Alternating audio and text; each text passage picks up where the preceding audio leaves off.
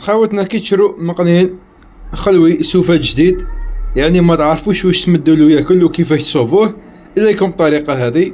بسم الله توكلنا على الله ولا حول ولا قوه الا بالله. خاوتنا هذا مقنين سوفات جبناه جديد.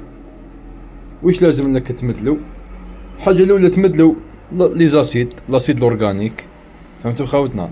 عمر له هنا نص بيفات 50 ملي، ديرلو قطره اسيد اورغانيك هذايا، باسكو حيصرى عليه شونجمون اليمونتير، باسكو واش كان ياكل شحال نمدولو ياكل ماشي كيف كيف.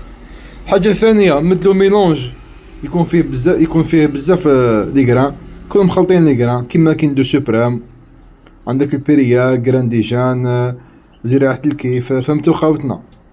حذاري تمدلو بالرقه ساك، تمدلو بالرقه ساك، عارف بلي مش حتسنى من الزاوج تاعك ريزولتا، يعني قول 80% يروح لك الزاوج. تمدلو بالرقه ساك خطأ. عندنا واش قلنا؟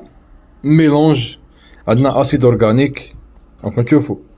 ديرلو هنا زريعة الشوك، وعندك هنا لو غريت، الحجر هذا ياكلو يسهلو في عملية الهضم. فهمتوا خاوتنا؟ هذا يسهلو في عملية الهضم.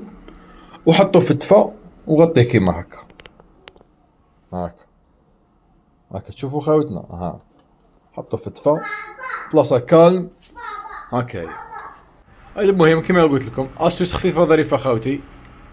اي استفسار اتصلوا بيا في الخاص. دير ابوني بارطاجي معاك، دعم فائدة. والسلام عليكم ورحمة الله وبركاته.